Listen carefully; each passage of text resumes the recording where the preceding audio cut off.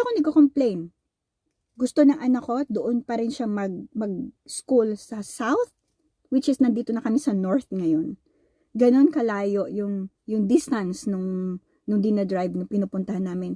Nagsasacrifice ako. Bakit? Dahil nanay ako. Ayoko bigla-bigla akong i-pull out yung anak ko at i-transfer dito sa malapit para sa ano ko lang, sa convenience ko lang. Hindi.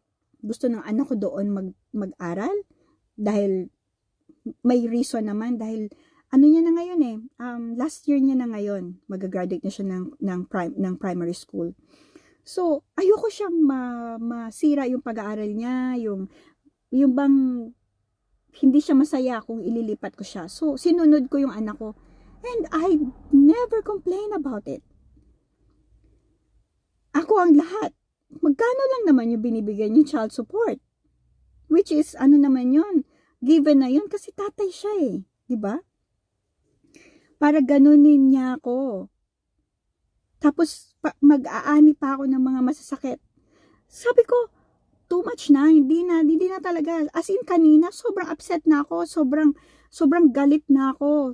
Halos maiyak na ako. Ayoko lang ipakita sa anak ko yung talagang nararamdaman ko.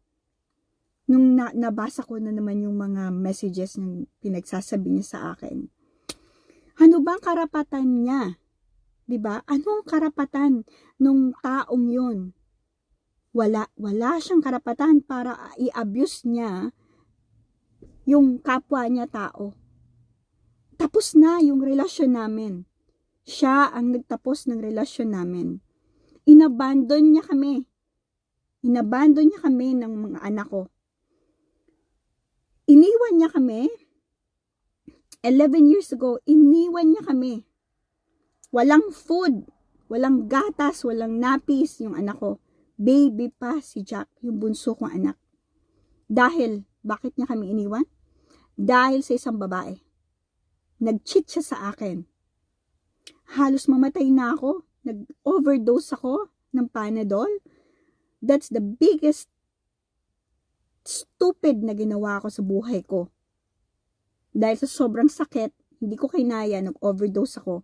Hindi ko naisip that time yung mga anak ko. Which is hindi ko na uulitin yun. So, sobrang sakit ng ginawa niya sa akin. At alam niyo ba kung sino yung babae? Dati ko pang kaibigan. Yung dalawang kapatid ng babae niya is ninong at ninang ng anak namin. Bridesmaid at groomsmen nung wedding namin. Tapos yung babae niya, buntis na buntis ako. Sabi ng mga kaibigan namin, mga traidor na mga kaibigan namin, na nag-tolerate din. Buntis na buntis ako, tulog ako sa kwarto, nagiinuman sila, may mga ginagawa na pala sila doon sa lounge namin. 'Di ba? Sobrang nakakasakit 'yon. Tapos, ngayon, nahiwalay na kami, tagal na, dekada na kami hiwalay, hindi pa rin siya tumitigil. Hindi niya ako tinatantanan. Konting-konti, inaano niya ako, ina-abuse niya ako sa mga salita niya. And speaking of abuse, product ako ng domestic violence. Kahit noong hindi pa kami kasal, palagi niya na ako sinasaktan. Hanggang sa kinasal kami, sinasaktan niya ako, especially pag lasing siya. Witness yung mga kaibigan namin noon, nakikita nila yung mga pasako dito, pasako dyan, dito sa legs ko, yung red eye ko dahil ginanon niya ako nung lasing siya.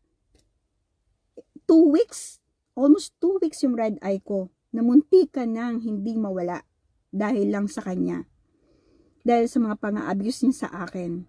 Lasenggo siya, pero nagtiyaga ako dahil ayoko maghiwalay kami. Pero iniwan niya kami, inabandon niya pa rin kami dahil nang babae siya. Meron na silang anak ngayon, 2 na.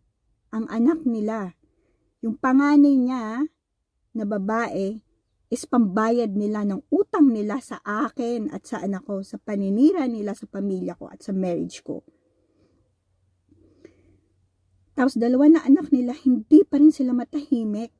Hindi pa rin nila ako tantanan.